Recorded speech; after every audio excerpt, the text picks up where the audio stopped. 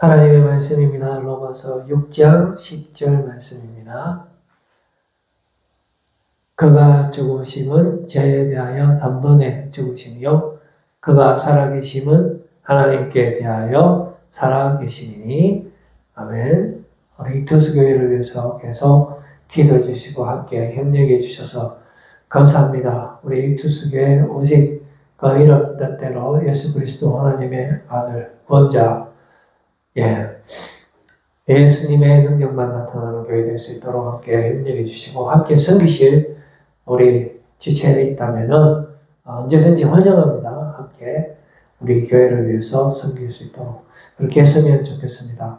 또 저희 교회 전부 특공대는 이제 오늘 주일날 이제 2시부터 4시까지 미니 붕어빵하고 토요일은 또 1시부터 3시까지 미니 붕어빵 그렇게 하겠습니다.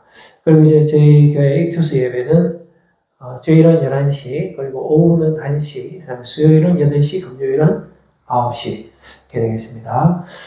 그리고 유튜브하고 네이버에 익투스 교회 성당을 검색하시면은 그 자세한 신앙생활과 그 다음에 상담 신청 방법 올려놓았습니다. 보시고 참고하시고 많이 알려주시면 감사하겠습니다. 오늘은 하루살이라는 제목을 가지고 진행해 주시는 은혜의 말씀 나누도록 하겠습니다. 우리의 인생은 마치 다람쥐 쳇바퀴 같고 또 시지프의 신화에 나오는 그러한 모습들 제가 그림을 2개 준비했는데요. 한번 보실까요? 여기 보시면은 여기 이제 우리의 인생이 다람쥐 쳇바퀴처럼 계속 이제 돌아가는 겁니다. 계속 반복되고 우리의 삶에서 여러 가지 고난과 어려움이 찾아오고 또 그것을 어떻게 헤쳐나갈 수 있는 길이 없고 이제 다람쥐가 죽을 때까지 계속 돌려야 이 방법이 없습니다.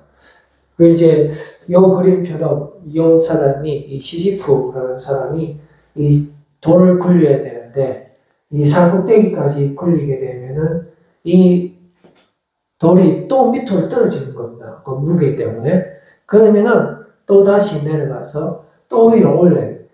이 사람이 신에게 저주를 받았기 때문에 계속 반복되는 삶을 그렇게 살아가는 것입니다. 올리면 떨어지고 또 이게 얼마나 무겁겠습니까? 인생의 우리의 짐이라는 것이 정말로 무겁거든요.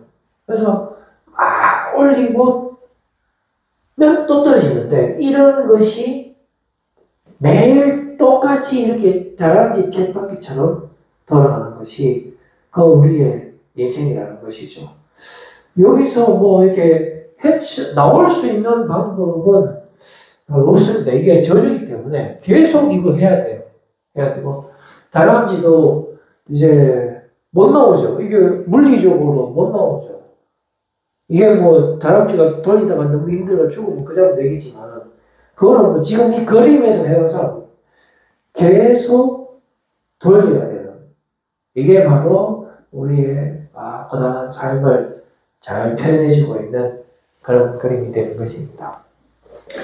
그래서 우리가 정말 우리의 삶은 지옥과 같은 그런 삶을 살고 있고 또 실제로 이런 삶을 누가 살려고 하겠습니까? 이거는 마치 그냥 몸만 살아있는 거지 실상은 그 죽은 거나 마찬가지다 하는 것이죠. 우리가 둘째 아들이 그 성경에서 아버지한테 재산 다 받아서 밖에 나가서 신나게 살았지만 결국은 그 가지고 간 돈을 다 쓰고 돼지 지엽 열매 먹는 그 삶을 살잖아요. 하루하루 그냥 자기 목숨만 겨우 유지한 채 그 맛없는 돼지 지엽 열매 먹고 사는 건데 그게 뭐 삶의 의미가 있겠습니까? 그런데 그 다음 날은 어떤 소망이 있는 것이 아니라 다람쥐 쳇바퀴이기 때문에 똑같이 그렇게 돌아가야 되는 거예요. 그랬을 때에 그 둘째 아들이 내가 이렇게 살아서는 안 되겠다. 우리 아버지 집에 돌아가면 아버지 집에는 먹을 것도 많고 그 아버지 집에 있으면 이런 삶을 더 이상 살지 않을 텐데 하고 이제 아버지 집으로 돌아왔을 때에 그 아버지가 그 둘째 아들을 보고 뭐라 했냐면은 이 죽었다가 살아온 이 둘째 아들이라고 하시면서 너무나 기뻐서 잔치를 마련하는 거거든요. 그러니까 결국은 이 우리의 삶이라는 것이 하루하루 이렇게 살지만은 희망이 없는 삶이고 돌보기는 삶이고 또 다람쥐 쳇바퀴와 같은 삶이 우리 힘으로 나와서 여기서 다람쥐가 나온다는 것은 있을 수 없는 거고 그 시지프씨가 돌 앙당 걸리기 싫은데 안 걸리고 이게 안 돼요. 그 저주기 때문에 걸려야 돼. 무조건 올려야 돼. 그거는 그 법입니다. 인생의 법이기 때문에 올리면 떨어지는 거 알지만은 또 올려야 돼요. 그러면 또 내려가겠죠. 뭐 잠깐 실수는 있겠지. 그러나 또 올려야 된다.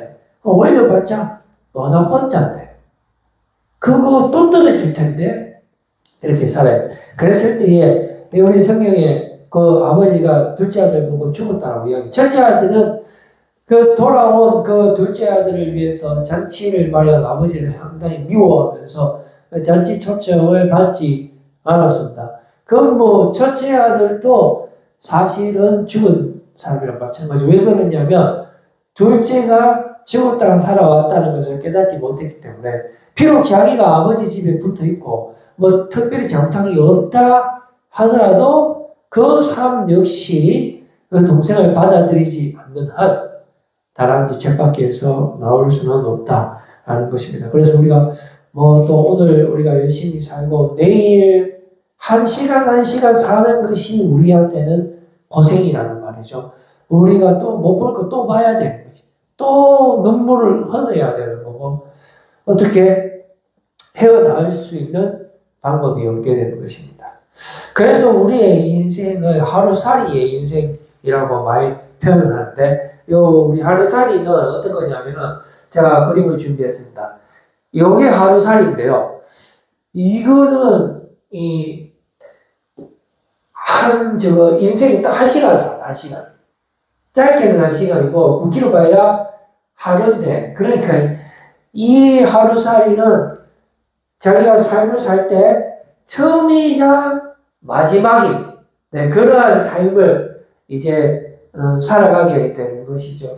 우리도 하루살이의 삶과 같습니다. 왜 그러냐면 비록 우리가 뭐 80년 살고 뭐 100년을 산다 하더라도 똑같이 다람쥐 쳇바퀴와 같은 그런 삶을 살기 때문에 우리는 하루살이와 같다는 것이죠. 우리 뭐 금방 내일 어떻게 될지 모르잖아요. 내일 죽을 수도 있잖아요.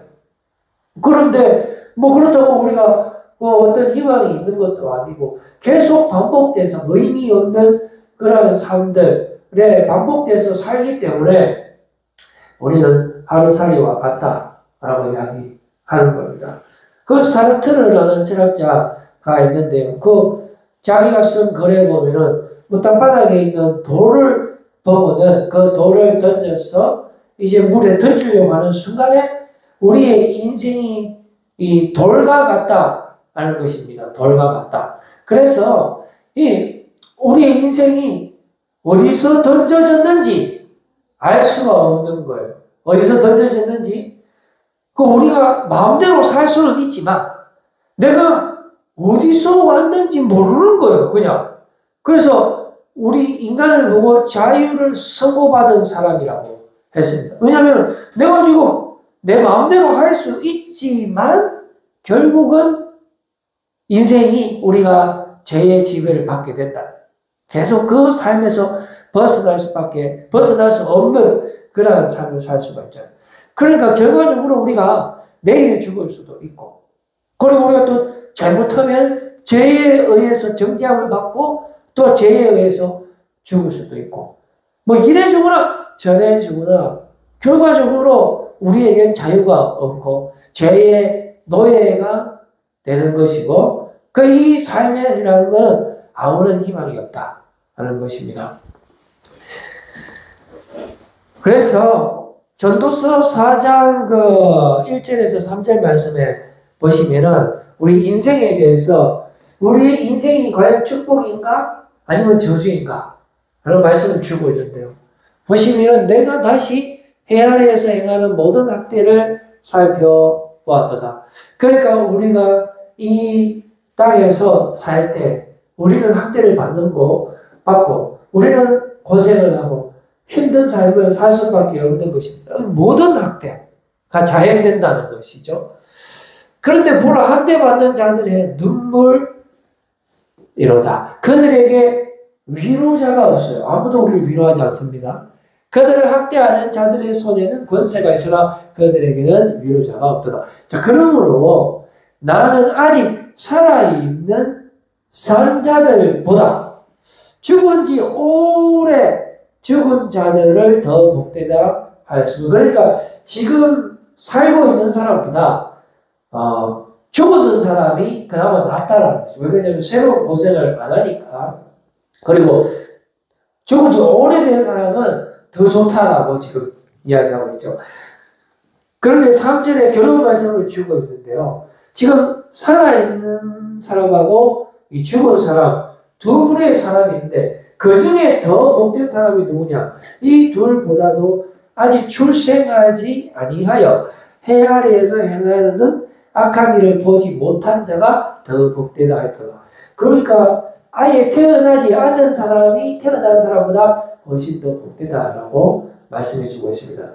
그러니까 우리의 삶이 이게 축복이 아니고 막 저주다 말이죠. 이게 우리의 인생에 너무 힘이 들고 어려운 거예요. 어떻게 할 수 있는 방법이 없는 거예요. 내가 아무리 발버둥 친다 하더라도 벗어날 수가 없습니다. 우리는 어떻게라도 내 삶을 잘 살아보려고 하고 어떻게라도 성공해보려고 하지만 오히려 그것이 우리의 인생을 더 힘들게 하는 거예요. 우리의 욕심이, 우리의 생각이 우리에게 더 많은 짐을 지어주고 또 그 짐은 내일 더 붙게 되어서 그것을 위로 끝까지 올려야 되는 그러한 제약된 삶을 살 수밖에 없는 거예요. 우리가 죄의 노예로서 살아가는 겁니다. 하루하루 힘들게 그렇게 살아갈 수밖에 없다는 것입니다. 그래서 우리는 이미 죽은 자입니다. 위로자도 없고요. 온통 모든 세상에는 우리를 괴롭히는 것밖에 없기 때문에 그렇죠. 거기서 우리가 뭐 힘을 내서 조금 덜 괴롭힘을 당할 수는 있지만 또 다른 사람을 더 괴롭힐 수도 있고요. 그래서 결국은 우리의 삶에 선한 것은 하나도 없게 되는 것입니다. 요한계시록 3장 1절 말씀에 보시면은 4대 교회의 사자에게 편지하라. 하나님의 7영과 7별을 가지신 이가 이르시되 내가 네 행위를 아노니 네가 살았다 하는 이름은 가졌으나 죽은 자로다. 요한계시록 3장 1절 말씀 한번 볼까요? 여기 보면 네가 살았다 하는 이름은 가졌으나 죽은 자로다 했습니다. 그러니까 우리가 지금 현재 우리가 이게 살아 있어도 내가 살아도 사는 게 아닌 것이죠. 살아도 지금 우리의 삶은 그냥 바람 앞에 덮을과 같은 하루살이 인생인데 그런데 이 하루살이 인생 저주받은 하루살 영원한 하루살이란 말이죠. 내일도 이어지고 내일도 이어지고 근데 뭐 내일 또 우리가 인생이 끝이 날 수가 있고 아무도 몰라요. 우리 인생 어떻게 돼요. 다만 중요한 것은 그 인생이 끝날 때까지 우리는 죄에 사로잡혀서 그렇게 살아갈 수밖에 없다. 그러므로 우리는 죽은 자다라고 성경은 우리에게 정의를 내려주고 있습니다. 근데 아브라함이 하나님께서 아브라함에게 이제 명령하십니다. 이걸 사랑하는 아들 이삭을 먼저 바쳐라고 하나님께서 말씀하셨어요. 그래서 그 말씀을 아브라함이 이해할 수 없지만 하나님의 뜻이기 때문에 아침 일찍 일어나서 그 이삭을 이끌고 그 제사할 산으로 모리아산으로 이제 가게 됩니다. 그랬을 때에 이삭이 뭐라고 이야기하냐면은 아버지 이거 제사 드릴 그 번제와 불은 있는데 제물은 어디 있습니까? 라고 했을 때 아브라함이 네가 제물이다 하면 안 되잖아요. 하나님께서 다 준비하실 겁니다. 하나님께서 다 준비하실 거야. 라고 하면서 이제 실제로 그 산에 올라가서 그 아들을 칼로 잡으려고 할 때 그 모든 과정에서 이삭이 아버지에게 한 번도 반항하지 않습니다. 자, 이삭은 바로 예수님을 대표하는 거예요. 우리 예수님께서 하나님의 뜻을 순종하기 위해서 십자가에 죽으셨습니다. 우리를 살리기 위해서 십자가에 달리신 것입니다. 여기서 이삭도 마찬가지죠. 바로 이게 믿음의 역사입니다. 우리 주님께서 우리의 인생 가운데 찾아와 주시는 거예요. 우리의 그 어쩔 수 없는 그 인생에 주님이 인간의 몸으로 오셔서 우리에게 이제 말씀하시는 겁니다. 너희가 더 이상 쳇바퀴 돌릴 필요 없다. 돌리지 마라. 내가 다 돌릴게. 돌리지 마라. 라고 말씀하시면서 우리가 죽어야 되는데 우리가 그 인생 가운데 끝까지 돌리다가 죽어야 되는데 예수님께서 대신 우리의 죄를 없애주기 위해서 십자가에 죽기까지 우리를 사랑하신 것입니다. 창세기 22장 12절 말씀 한번 보실까요? 여기 보시면 사자가 이르시되 그 아이에게 내 손을 대지 말라. 그에게 아무 일도 하지 말라. 네가 내 아들 내 독자까지도 내게 아끼지 아니하였으니 내가 이제야 네가 하나님을 경외해야 하는 줄을 아노라. 그 다음 말씀도 한번 볼까요? 그 다음 말씀 보시면은 그가 하나님이 너희 이삭을 죽은 자 가운데서 다시 살리실 줄로 생각하니라. 비유컨대 그를 죽은 자 가운데서 도로 받은 것이니라. 아브라함은 부활의 능력을 믿은 거예요. 하나님께서 지금 내가 이삭을 죽인다 하더라도 하나님께서 이삭을 다시 살려주실 거야 라는 그런 믿음을 가지고 있었던 것입니다. 우리도 마찬가지입니다. 주님께서 우리를 살려주실 수 있을 거야. 내가 지금 인생 가운데 정말로 죽을 수밖에 없는 이런 인생 가운데 살고 있지만 그러나 주님께서 여전히 나와 함께 하시는구나. 지금 내 인생에 찾아와 주셔서 나를 만나 주시고 나를 대신해서 나를 이 죽음의 삶에서 건져내시기 위해서 내가 죽어야 되는데 주님께서 죽기까지 하심으로 나를 그 쳇바퀴에서 꺼내주시는구나. 나를 그 인생의 그 죽을 수밖에 없는 그 인생에서 나를 건져주시는데 어떻게 건져주세요? 예수님께서 대신 내 죄를 대신해서 십자가에 죽으심으로 말미암아 네가 다시는 죄 짓지 마라. 네가 다시는 죄의 노예로 살지 않아도 된다. 내가 굴릴게. 내가 네 돌, 내가 산꼭대기 올릴게. 주님 그거 올리면 또 떨어지는데요. 아 괜찮아. 내가 죽을 때까지 굴릴게. 아 주님 그거 못 나가는데요. 다른지 못 나가는데요. 아니야. 내가 죽을 때까지 이거 굴릴 테니까 너는 다시는 굴리지 마. 너는 다시는 죄가 시키는 대로 살 필요 없단다. 내가 할게.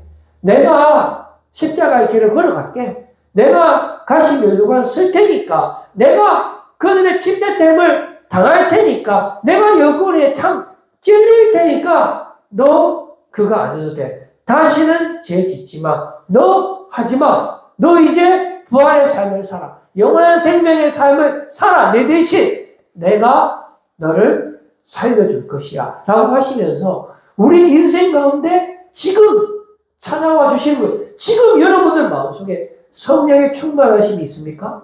주님께서 여러분들과 함께 하시기를 원해요.